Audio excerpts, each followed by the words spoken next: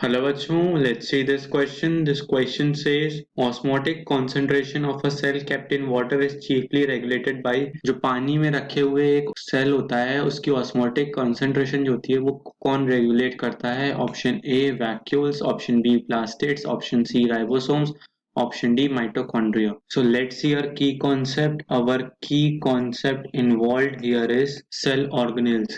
तो cell organelles क्या होते हैं? within cell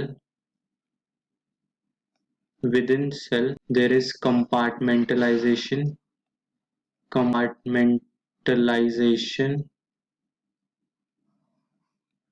of cytoplasm में compartmentalization हो जाता है in the form of membrane bound organelles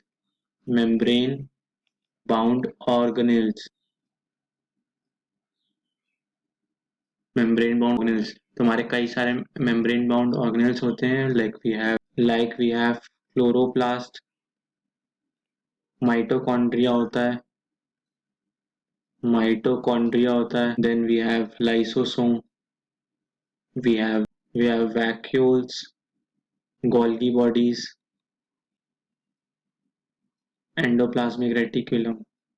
तो ये हमारे कुछ ऑर्गेनेल्स हैं।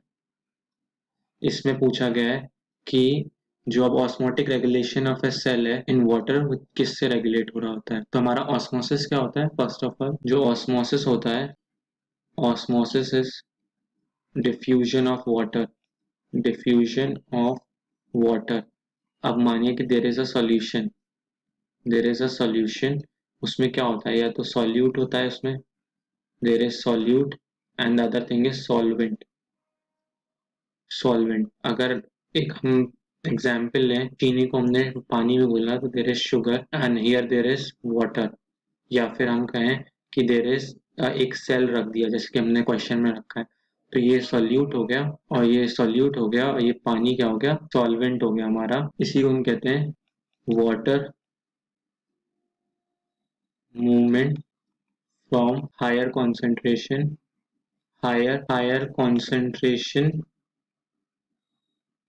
to lower concentration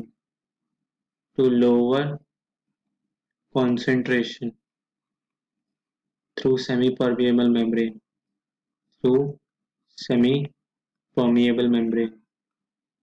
मतलब जो सिलेक्टिव चीजों को जाने देती है उसके थ्रू पानी के डिफ्यूजन को ऑस्मोसिस कहते हैं। तो अब हमारा बताया ऑस्मोटिक कंसंट्रेशन जो होता है वो सेल में कौन रेगुलेट करता है।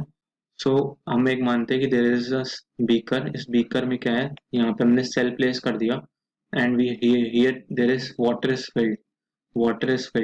तो यहाँ पे क्या है? पानी की कंसंट्रेशन ज्यादा है। Here we have pure water and here we have, इसके अंदर क्या है? This is the cell. तो यहाँ पे क्या है? This is nucleus, this is cytoplasm.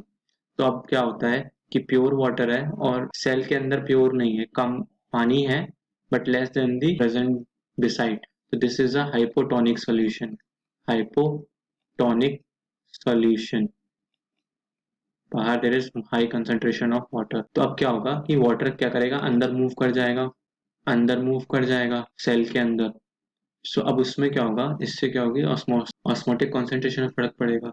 तो अब क्या हुआ कि जो हमारा वैक्यूल होता है, वी हैव वैक्यूल की वॉल को हम क्या कहते हैं? Wall is tonoplast.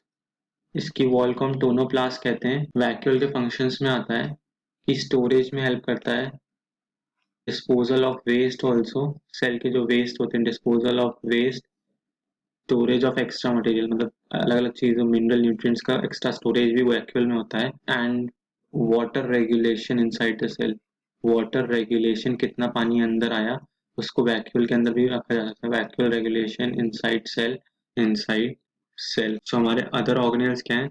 जो प्लास्टिड्स होते हैं लाइक क्लोरोप्लास्ट, उनके पास क्या होता है? दे हैव फोटोसिंथेटिक पिगमेंट्स होते हैं उनके पास। तो वो किस लिए रिस्पॉन्सिबल होते हैं? For photosynthesis. For photosynthesis responsible होते हैं। Then we have mitochondria. Mitochondria mitochondria किस लिए रिस्पॉन्सिबल होता है? Producing ATP. ATP is energy currency of cell. Energy currency of cell. Ribosomes, ये राइबोसोम्स किस लिए रिस्पॉन्सिबल होते हैं? Helpful in protein synthesis. Protein synthesis में हेल्प करते हैं। सो हम अपने ऑप्शंस देख लेते हैं। Osmotic concentration of cell kept in water is chiefly regulated by option A vacuoles. Yes, इसका मेन काम, वैक्यूल्स का मेन काम यही होता है, ऑस्मोटिक रेगुलेशन, कॉन्सेंट्रेशन को रेगुलेट करते हैं, पानी कितना अंदर है कितना बाहर होना चाहिए, स्टोरेज में हेल्प करते हैं etcetera. So option B plastids नहीं, वो तो फोटोसिंथेसिस में हेल्प करता है, option B is totally wrong. Option C ribosomes नहीं, राइबोसोम्स तो प्रोटीन सिंथेसिस में हेल्प करता है, option C is also wrong. Option D mitochondria, वो तो energy currency of the cell produce करता है, this option is also wrong. So our final answer to this question is option A. Hope you all understood this question well. Best of luck. Thank you.